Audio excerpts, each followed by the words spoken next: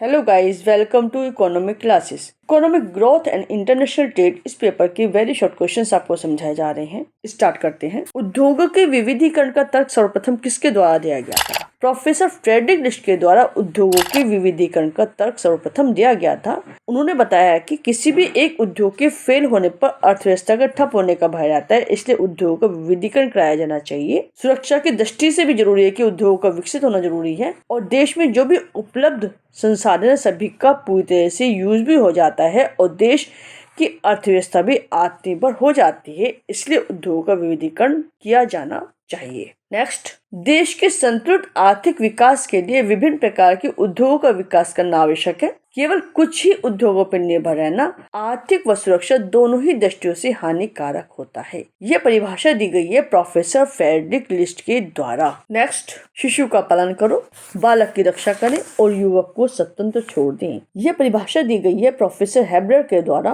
उन्होंने कहा है कि शिशु उद्योगों को प्रोटेक्शन देना चाहिए, शरण देना जरूरी होता है। शिशु उद्योग के साथ विकसित उद्योग को भी संरक्षण दिया जाना चाहिए। संरक्षण के कारण, प्रोटेक्शन के कारण उद्योग धंधों का विकास होने लगता है और जो उद्योग धंधे कम पूंजी की वजह से काम नहीं कर पा रहे थे, अब उनको यदि प्रोटेक्शन दिया जाएगा तो वो आगे बढ़ सकते हैं। नेक्स्ट, संरक्षण उसी समय दिया जाना चाहिए जबकि संरक्षण देने से संरक्षित उद्योग उससे अधिक आय का सृजन करें। यह परिभाषा दी गई है प्रोफेसर जॉनसन के द्वारा। उन्होंने कहा है कि संरक्षण उन्हीं उद्योगों को देना चाहिए जिन उद्योगों से इनकम की प्राप्ति हो।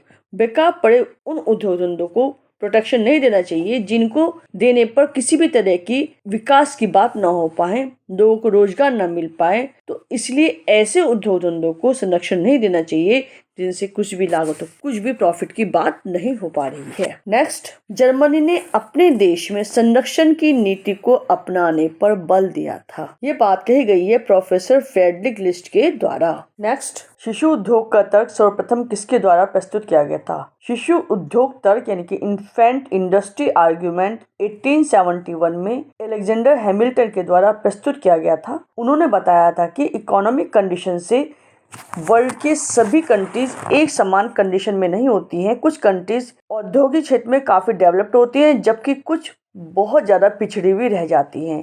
इसी वजह से उनको जीवित रखने के लिए शिशु उद्योग तर्क प्रस्तुत किया गया था। नेक्स्ट, देश के निर्यात सस्ते और आयात महंगे हो जाते हैं। किस प्रणाली के अंतर्गत? अवमूल्यन करने की वजह से देश के निर्यात सस्ते और आयात महंगे हो जाते हैं। अवमूल्यन से तात्पर्य होता है, डिवैल्यूएशन से तात्पर्य होता है कि जब विदेशी मुद्रा के संदर्भ में अपने देश की मुद्रा के मूल्य में कमी हो जाती है, यानी कि जब अवमूल्यन होने की वजह से देश के निर्यात सस्ते और आयात महंगे हो जाते हैं तो उससे निर्यातों में वृद्धि हो जाती है और आयातों में कमी हो जाती है, जिससे व्यापार की शर्तें भी प्रभावित होती हैं और देश का भुगतान संतुलन देश के अनुकूल हो जाता है। नेक्स्ट, स्वतंत्र व्यापार के अंतर्गत भौगोलिक विशिष्टीकरण की संभावनाओं से यानी कि संपूर्ण रूप से लाभ उठाया जा सकता है। यह परिभाषा दी गई है प्रोफेसर एल्सवर्थ के द्वारा। उन्होंने बताया कि स्वतंत्र व्यापार से भौगोलिक श्रम विभाजन और विशिष्टीकरण का जन्म होता है और इसकी वजह से प्रत्येक देश के द्वारा उपलब्ध संसाधनों का अधिक से अधिक उपयोग संभव हो पाता है और उत्पादन भी अधिकतम हो पाता है, क्योंकि जब प्रोडक्शन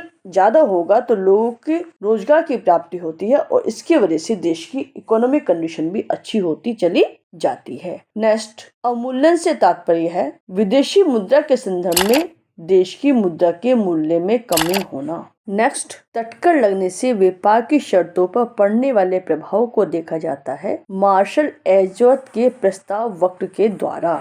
मार्शल एजवर्थ ने माना कि दो देश हैं और दोनों ही देश दो वस्तुओं का उत्पादन करते हैं, तो प्रत्येक देश उस वस्तु का उत्पादन करेगा जिसमें उसकी उत्पादन लागत सबसे कम आ रही होती है। नेक्स्ट, विदेशों से आयातित वस्तुओं पर लगाया गया कर क्या कहलाता है? जब विदेशों से इंपोर्ट की जाने वाली वस्तु पर कर लगाते तो उसको प्रशुल्क यानी कि टैरिफ कहते हैं। विश्व के अनेक देश अपने भुगतान असंतुलन को दूर करने के लिए और अथवा व्यापार की शर्तों को सुधार करने के लिए प्रशुल्कों का प्रयोग करते हैं। यदि कोई भी देश प्रशुल्क का प्रयोग करता है तो प्रशुल्क का व्यापार की शर्तों पर प्रभाव वस्तु की लोच पर पड़ता है। नेक्स्ट, प्रशुल्क करों की वे मात्राएं हैं जो आयातित वस्तुओं पर लगाई जाती है। यह परिभाषा दी गई है प्रोफेसर एल्सवर्थ के द्वारा।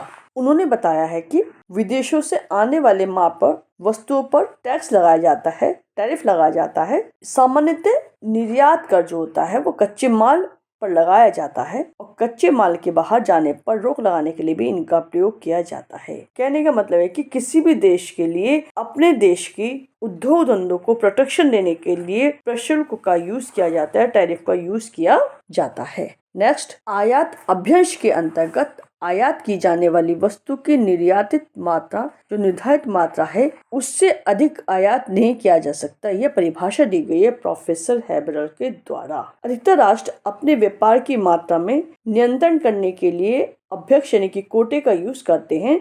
सामान्यतः कोटे का यूज इंपोर्ट को नियंत्रित करने के लिए किया जाता है। यह कभी कभी ऐसा भी होता है कि इम्पोर्टेड वस्तु पर प्रतिबंध लगाने की दृष्टि से भी कोटे को निर्धारित कर लिया जाता है। नेक्स्ट, अभ्यंश उस माल की मात्रा की सीमाएं हैं जिसका एक निश्चित काल में आयात या निर्यात किया जाता है। नेक्स्ट, आयात अभ्यंश किसको कहते हैं? जब कोई देश आयातों की सीमा निर्धारित कर देता है तो उसको आयात अभ्यंश यानी कि इम्पोर्ट कोटा कहते हैं। नेक्स्ट, निर्यात अभ्यंश किसे कहते हैं? जब कोई देश निर्यातों की सीमा निर्धारित कर देता है तो उसको निर्यात अभ्यंश यानी कि एक्सपोर्ट कोटा कहते हैं। नेक्स्ट, जब आयातों की मात्रा यानी कि भौतिक रूप से निश्चित कर दी जाती है जैसे कि 100 टन गेहूं, 40 टन लोहा आदि, तो उसको क्या कहते हैं?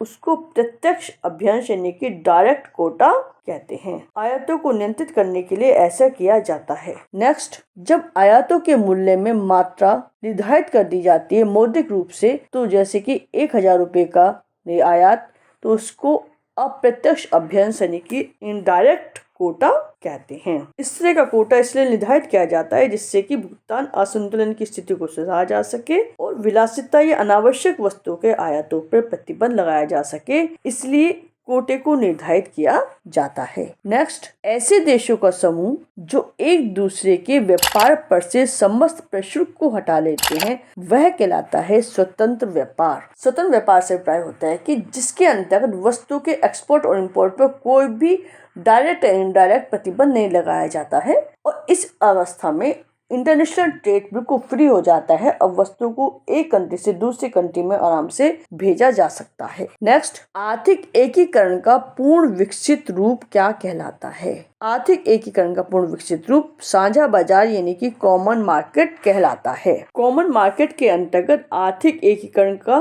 पूर्ण विकसित रूप होता है और इसके अंतर्गत न केवल वस्तुओं का स्वतंत्र आवागमन होता है अपितु उत्पादन के साधनों का भी आवागमन बिल्कुल फ्री होता है।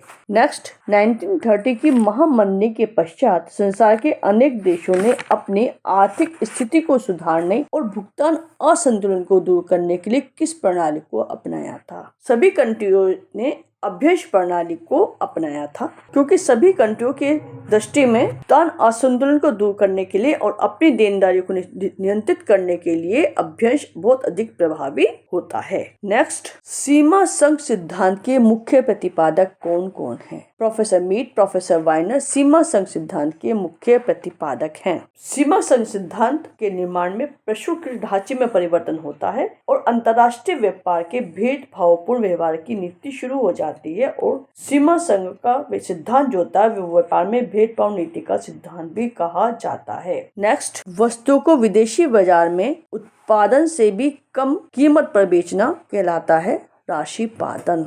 राशिपातन का आशय होता है कि आंतरिक बाजार की अपेक्षा विदेशी बाजारों में वस्तु को बहुत कम कीमत पर बेचना। नेक्स्ट, राशिपातन दो बाजारों में मूल्य विभेद है। यह परिभाषा दी गई है प्रोफेसर वाइनर के द्वारा। इनका कहना है कि वस्तु की कीमत आंतरिक बाजार में यानी कि अपनी कंट्री में अलग होती है, दूसरी कंट्री में अलग होती है। अपनी कंट्री पर वस्तु को ज्यादा कीमत पर बेचा जाता है और बाहर की कंट्री पर उस वस्तु को कम कीमत पर बेचा जाता है, यानी कि लागत से भी कम मूल्य पर बेचा जाता है। नेक्स्ट, अर्धविकसित देशों के हितों का सबसे बड़ा समर्थक अर्थशास्त्री है प्रोफेसर रॉल पेबिश। प्रोफेसर रॉल पेबिश ने कहा है कि अंडर डेवलप्ड इकोनॉमी के लिए हमें ज़्यादा से ज़्यादा प्रयास करने चाहिए, उनको ज़्यादा से ज़्यादा हेल्प करनी चाहिए, तभी वो आगे बढ़ सकते हैं। नेक्स्ट, अंतर्राष्ट्रीय व्यापार के अंतर्गत एक देश के व्यापार शेष का संबंध होता है माल के निर्यात और आयात से।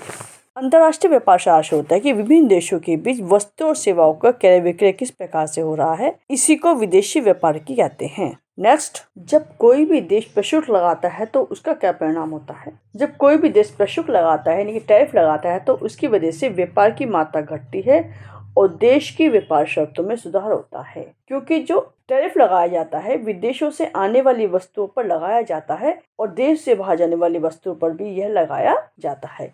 इस वजह से जो माल यानी जो वस्तुएं बाहर जा रही हैं उनकी वजह से हमारे देश में ज़्यादा पैसा आता है जब उन पर टैरिफ लगाया जाता है, और जो वस्तुएं हमारी कंट्री में आ रही हैं उन पर जब टैरिफ लगाया जाता है तो उनका आयात कम होने लगता है और फिर अपने देश में बनी हुई वस्तुओं का भी यूज किया जाता है। नेक्स्ट, विश्व व्यापारिक पटल पर कितने प्रकार की व्यापारिक नीतियां अपनाई जाती हैं। विश्व व्यापारिक पटल पर 2 प्रकार की व्यापारिक नीतियां अपनाई जाती है, स्वतंत्र व्यापार और संरक्षण की नीति। व्यापारिक नीति से आशय होता है कि वो सभी उपाय जो देश के आर्थिक संबंधों को स्थापित करते। इसके अंदर निर्धारित किया जाता है कि कोई भी देश अपने व्यापार की नीति के लिए कोई सी भी नीति को अपना सकता है, चाहे वो स्वतंत्र व्यापार की नीति को अपनाए, चाहे वो संरक्षण एंड प्रोटेक्शन की नीति को अपनाए। इसलिए प्रत्येक देश अपने आर्थिक हितों को ध्यान में रखकर व्यापार नीति का निर्धारण करता है। नेक्स्ट, व्यापार की शर्तों को अवधारणा देने का श्रेय किसको दिया जाता है। Professor F.W. टोजी जो अमेरिकन अर्थशास्त्री थे उनको व्यापार की शर्तों की अवधारणा देने का श्रेय दिया जाता है। नेक्स्ट, उपयोगिता व्यापार शर्त को वास्तविक व्यापार शर्त किसने कहा है। प्रोफेसर रॉबर्ट सेन ने उपयोगिता व्यापार शर्त को वास्तविक व्यापार शर्त कहा है। यदि इंटरनेशनल ट्रेड से प्राप्त होने वाले लाभों अथवा आयात में देशवासियों को प्राप्त होने वाली उपयोगिता को भी सम्मिलित कर दिया जाता है तो उपयोगिता की व्यापार शर्त प्राप्त हो जाती है। नेक्स्ट, एक देश का देवक यानी कि ऑफर कर्व क्या बताता है। एक देश का देवक बताता है कि देश क्या करने का इच्छुक है, क्योंकि जब 2 देशों के बीच में व्यापार होता है तो व्यापार की शर्तें दोनों ही देशों के आयातों और निर्यातों की मांग व पूर्ति पर निर्भर करती है। इस वजह से मांग में परिवर्तन होने के कारण व्यापार की शर्तों में भी परिवर्तन हो जाता है। नेक्स्ट, रिकार्डो ने व्यापार से लाभ की शर्त को प्रस्तुत किया है। किस प्रकार से। रिकार्डो ने बताया कि व्यापार की शर्त 1:1 होनी चाहिए, यानी कि बराबर उसमें होना चाहिए, निर्यात और आयात बराबर उसमें होने चाहिए। नेक्स्ट, अंतर्राष्ट्रीय व्यापार का प्रतिष्ठित सिद्धांत किस नाम से जाना जाता है। अंतर्राष्ट्रीय व्यापार का प्रतिष्ठित सिद्धांत तुलनात्मक लागत सिद्धांत के नाम से जाना जाता है। प्रतिष्ठित अर्थशास्त्रियों के द्वारा यह प्रतिपादित तुलनात्मक लागत का सिद्धांत विभिन्न देशों के द्वारा वस्तुओं के उत्पादन में श्रम विभाजन सिद्धांत का विस्तार है, क्योंकि अंतर्राष्ट्रीय व्यापार पर आधारित तुलनात्मक लागत का सिद्धांत बताता है कि 2 देशों में उत्पत्ति के साधनों की विभिन्नता होती है जो देशों की तुलनात्मक लागत की भिन्नता में भी दिखाई देती है। नेक्स्ट, रिकार्डो के तुलनात्मक लागत सिद्धांत को अधिक व्यापक और स्पष्ट रूप से किस प्रोफेसर ने प्रस्तुत किया है। Professor J.S. मिल ने तुलनात्मक लागत सिद्धांत जो रिकार्डो के द्वारा दिया गया था उसको अधिक व्यापक रूप से प्रस्तुत किया है। प्रोफेसर मिल ने रिकार्डो के श्रम लागत सिद्धांत की व्याख्या आधुनिक सिद्धांत के रूप में की है। नेक्स्ट, स्वतंत्र व्यापार से तात्पर्य क्या होता है। जब विदेशी व्यापार पर किसी प्रकार का कोई नियंत्रण नहीं होता है तो उसको स्वतंत्र व्यापार कहते हैं। स्वतंत्र व्यापार के अंतर्गत वस्तुओं के आयात और निर्यात पर कोई भी प्रतिबंध नहीं होता है। इस अवस्था में अंतर्राष्ट्रीय व्यापार स्वतंत्र होता है, फ्री होता है और वस्तुएं एक देश से दूसरे देश में आराम से आ जा सकती हैं बिना किसी रुकावट के। नेक्स्ट, अंतर्राष्ट्रीय व्यापार का क्या उद्देश्य होता है। अंतर्राष्ट्रीय व्यापार का उद्देश्य होता है राष्ट्रीय आय में वृद्धि करना। जब अंतर्राष्ट्रीय व्यापार होता है तो उसकी वजह से उत्पादन क्षमता में सुधार होता है, देश के उद्योग धंधों का विकास होता है, लोगों को रोजगार की प्राप्ति होती है और इसके फलस्वरूप उनकी आय में वृद्धि होती है, उनको आय की प्राप्ति होती है और देश की राष्ट्र की आय में भी वृद्धि होती है। राष्ट्रीय आय में भी सुधार आता है प्रति व्यक्ति आय में वृद्धि होने की वजह से। नेक्स्ट, अंतर्राष्ट्रीय व्यापार के लिए क्या आवश्यक है। अंतर्राष्ट्रीय व्यापार होने के लिए निरपेक्ष लागत लाभ का होना आवश्यक है। निरपेक्ष लागत लाभ के से अभिप्राय है कि जब दो देश आपस में व्यापार करते हैं तो उनमें से एक देश को एक वस्तु के उत्पादन में निरपेक्ष लाभ की प्राप्ति होती है तो दूसरे देश को दूसरी वस्तु के उत्पादन में निरपेक्ष लाभ की प्राप्ति होती है। और वह देश उसी वस्तु का उत्पादन करता है, कोई भी देश जिसमें उसकी वस्तु को उत्पादन करने में लागत कम आती है। यही कारण है कि अंतर्राष्ट्रीय स्तर पर श्रम का जो विभाजन है वह लागतों में निरपेक्ष अंतरों के कारण ही होता है और प्रत्येक देश को उस वस्तु के उत्पादन में विशिष्टीकरण की प्राप्ति भी हो जाती है और वह दूसरे देशों की अपेक्षा उस वस्तु को सस्ती दरों पर उत्पन्न कर सकता है। यही कारण है कि अंतर्राष्ट्रीय व्यापार के निरपेक्ष लागत लाभ का होना बहुत ज्यादा जरूरी होता है। नेक्स्ट, तुलनात्मक लागत सिद्धांत के आधुनिक सिद्धांत के जन्मदाता कौन है? प्रोफेसर हेक्सचर ऑयलिन तुलनात्मक लागत के आधुनिक सिद्धांत के जन्मदाता हैं। हेक्सचर ऑयलिन ने तुलनात्मक लागत सिद्धांत की व्याख्या मुद्रा के रूप में की है। नेक्स्ट, निरपेक्ष लागत के सिद्धांत की अवधारणा किसके द्वारा प्रस्तुत की गई थी? प्रोफेसर स्मिथ के द्वारा निरपेक्ष लाभ का सिद्धांत या निरपेक्ष लागत के अंतर की अवधारणा प्रस्तुत की गई थी। स्मिथ ने कहा है कि एडम स्मिथ ने बताया कि दो देशों में व्यापार उसी स्थिति में होता है जब उनमें से एक देश को दूसरे वस्तु के उत्पादन में निरपेक्ष लाभ की प्राप्ति होती है और दूसरे देश को दूसरी वस्तु के उत्पादन में निरपेक्ष लाभ की प्राप्ति होती है।